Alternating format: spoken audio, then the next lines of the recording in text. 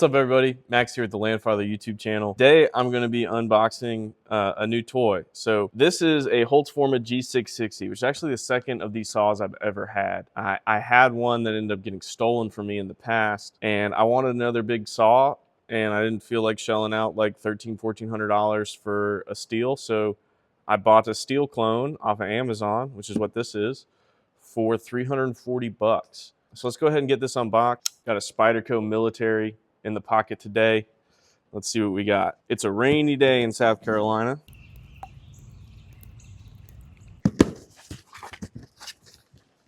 So first thing is a little fuel mixing bottle. These seem really cheap and hokey, but I've used this a lot. I've used the one that I got from the first saw a lot. They're actually pretty handy. Little tool bag with a few of the things in it. Here's the handle. It's a full wrap. Owner's manual. And the actual power head. There's a lot of information out on the internet about these saws already. There's some pretty mixed reviews of them. I really liked mine. For the price, I was really impressed with it, but they are not without their drawbacks and challenges. Felling spikes. You've got a scrunch and a carburetor adjustment screwdriver. Well, if I remember correctly, I think I put the handle on first. It is a full wrap handle, like I mentioned, and it does even come with a Torx bit driver. One of the things you want to do is not cinch down any one of these until you've got them all on, because I remember the first one I had to kind of massage in there a little bit. It's not particularly working too good. All right, so I got a 1/4-inch drive with the correct bit on there. See if I can't get this in there.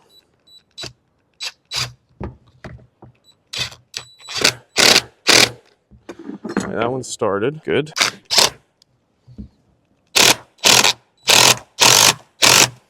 Good.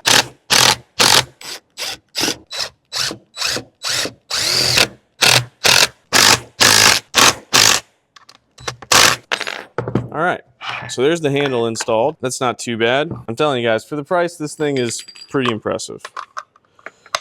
Let's get this clutch cover off. Woo!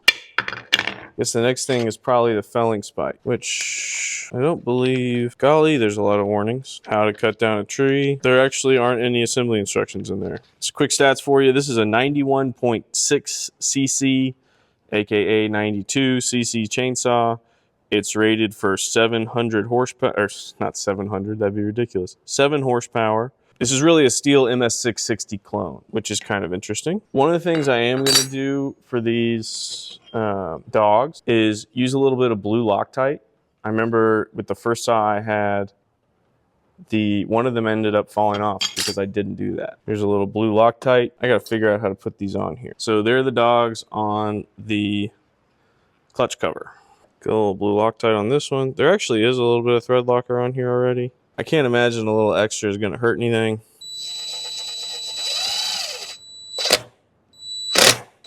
Okay, I think that's the dog for that side. And then there's the roller assembly, which I have to figure out how that works, which I imagine works kind of like that. I'm going to do a final, just really torque it and seat it down. That's pretty tight. Let's see if we can get a little more leverage. Okay, well then there's just these two little plastic pieces which go onto the clutch cover. I think that is pretty much fully assembled besides the bar. I still have the big bar that I had for this chainsaw because I actually wasn't on it when it got stolen. I had a 20-inch bar on it when it got stolen. So I've got a 36-inch bar for this. So let's go ahead and put that on the saw. This was a wooden scabbard I had made in the past to hold this bar, more so when it has the chain on it, but it's just a, just a piece of plywood, glued it all together. It works decent, and it was pretty cheap. So this is a 36-inch, 3/8-inch chain, 0.5 inches, 114 drive links. So I should have that chain somewhere in storage. So here's the chain. Let's not do this backwards. I saw a trick a little while ago. I think I'm going to go ahead and try, which is getting your chain kind of started and then getting some rubber bands around it to help hold it in place so you don't have to fool around with dealing with it too much. So let's give this a shot. That little rubber band trick actually seems to work pretty good. Looks like I need to back out this chain tensioner quite a lot, actually. We'll leave these pretty loose for just a minute, get it all tightened up. Definitely put the chain on backwards. That's fun. I like that. No, I didn't. No, I didn't. I thought I didn't. Go ahead and just cut these rubber bands off. I might try and tighten that up just a little bit. I like that a little bit more. So there it is. Kung Pao chainsaw. Holzfforma G660 with a 36-inch bar.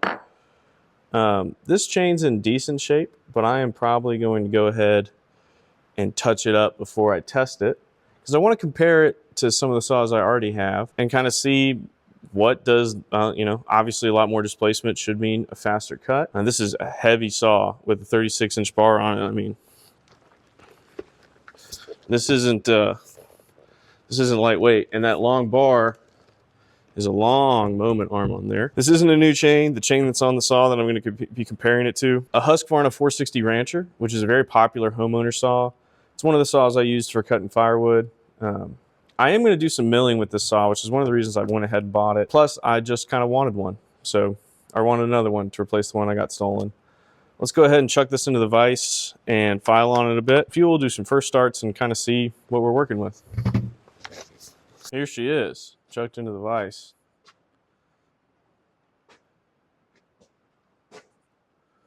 Blue Thunder, the Kung Pao chainsaw. You know, this chain's not in too bad a shape, but I think it probably could use a filing.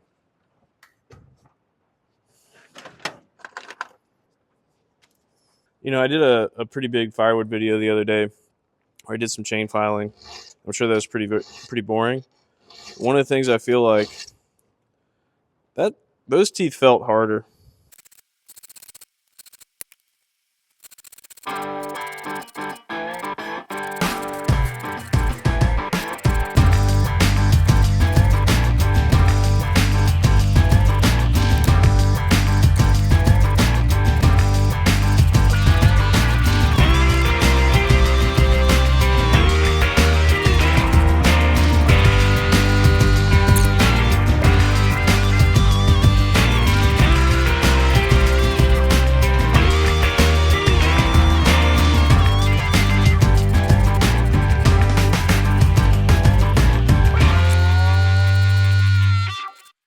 All right, I'm pretty happy with that side. Time to switch over to this side.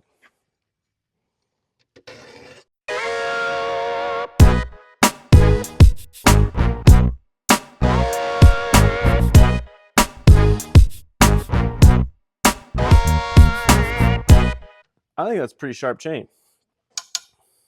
That's good. I like sharp chains. Now that we've got it sharp, I'm going to fuel it, oil it, and we're going to go do some cutting. So if you look through the owner's manual, it says 25-to-1 and 32-to-1, which is really a lot of oil. But for break-in, I think it's probably pretty reasonable to do that. I'll probably mix I'll mix up a bottle of 25-to-1 and give that to the saw for its break-in. Here's the old fuel bottle from the first Holzfforma I ever had. It's interesting. So if you look around here, it's kind of embossed into the plastic or molded into the plastic. You've got a 25-to-1, a 30-to-1, a 40-to-1, and a 50-to-1. You essentially fill it to the tin with the oil and then fill it to the tin with the gas and then shake it. And it's, I think, pretty darn accurate. Let's see, I'm looking for 25-to-1. There we go. That's the oil measured. If I remember correctly, and I might not be remembering this correctly because it has been a few years since I've had one of these. This is almost like it's just about a full tank. It's probably actually a little bigger than that, but it is a handy little bottle. Non-ethanol gas because I love myself and it's worth it. Oh boy. If you ain't spilling, you ain't working, right? If you ain't leaking, you ain't trying. I kind of hate spilling gas. Getting closer to the tin line here. Let me grab this a different way.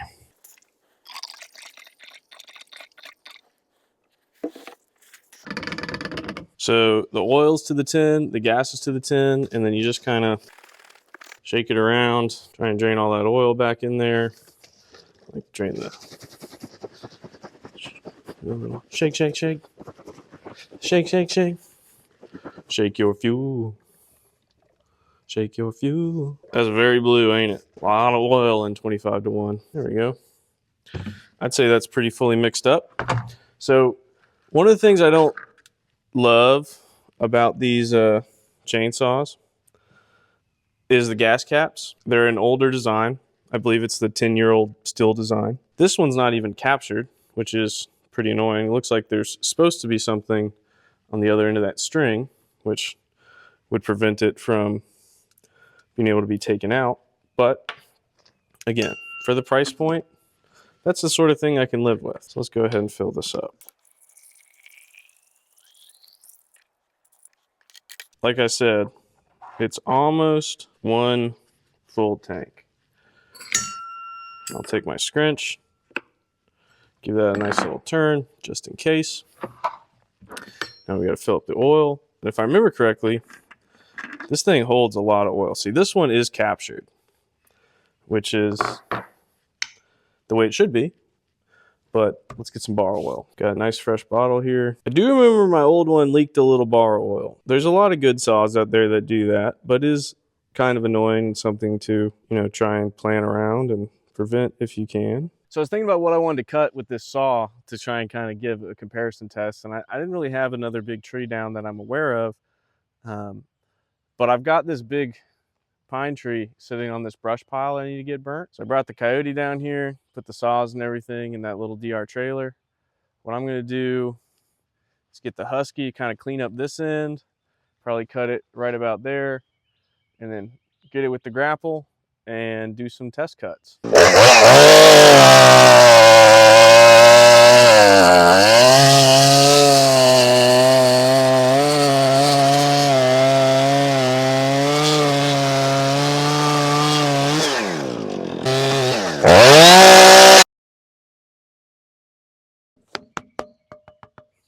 All right, so we got a pine tree that fell down on my land a couple months ago. It's 14.5 inches. It doesn't have a whole lot of taper to it. It's pretty solid. Do 3 cuts per saw. I'll let them make sure they're both warm. Try and make it as even as possible. Remove all the variables we can, and then look at the times and see what they tell us.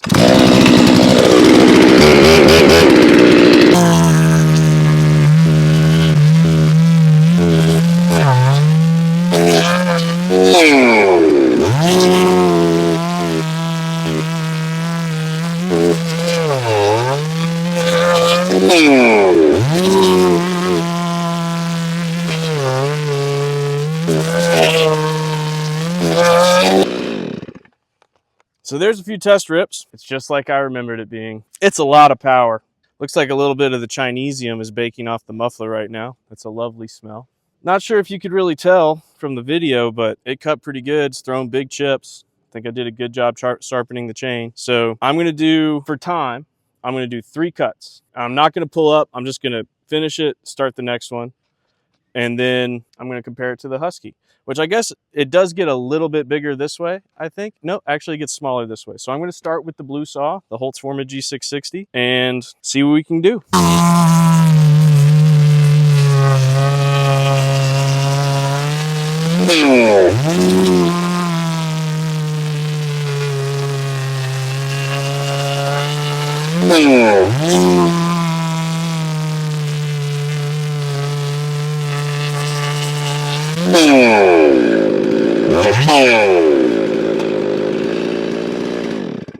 Wow, that was pretty fast. I'm gonna try it with this this Husky, which may end up just feeling like a toy compared to this thing. The chain's sharp. I'm throwing big flakes, so that makes me feel good. Man, I wish I had something bigger to cut with it. But let's try this Husky. Just going between the two, it is remarkable how much lighter and more nimble this saw is. But it should be. It's a lot smaller.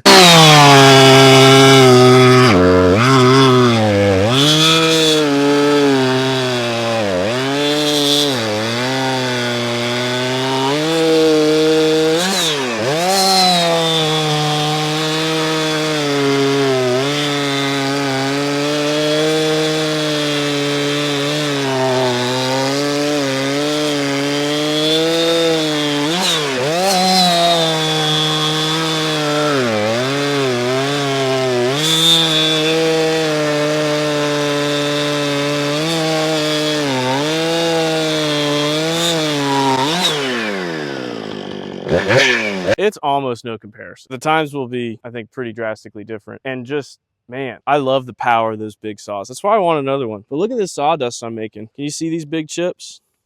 That's what you want. If you're throwing out dust from behind your chainsaw, your saw is not really sharp. Well, I think it'd be fun to try a few noodles on this log. Let's see how it does that.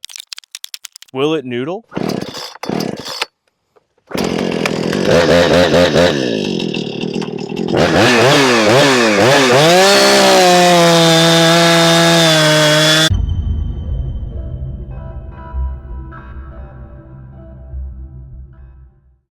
So it threw out some pretty nice looking noodles.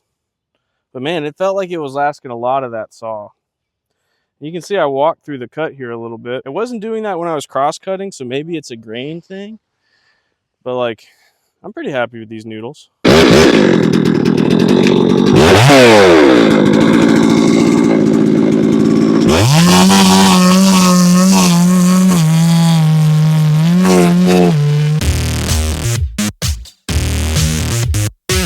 But look at these noodles.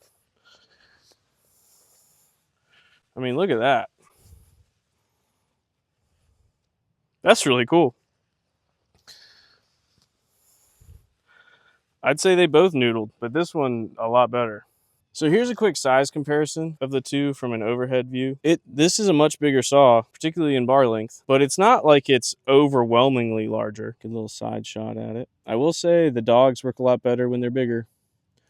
I know there's some aftermarket dogs you can get for the Husky, but I just haven't done that. So initial impressions on the saw, which is not necessarily initial in that I've already had one of these, but on this particular unit, I'm really happy with it so far. This is no sort of amount of use to really make a judgment call on the viability of buying one of these, but as far as, it started up within the first 8 pulls. Seems really easy to restart. If I had to hazard a guess, I feel like the plastics have maybe gotten a tiny bit better since I owned one, which would have probably been 2020 when I bought my first one. And I did have it for a few years. It got stolen in 21. No, stolen in 22. I think there's a lot of value for a saw like this. Do I need a saw like this? No, but there's a lot of things I have that I like that I don't need. If you've got a little farm or a little homestead, you certainly don't need a 92cc professional grade saw clone from China. But, if you're a guy that cuts a lot of firewood or has to deal with real big trees, this would be a really big time saver for you. And for the price point, I think there's a lot of value. So I'm really impressed.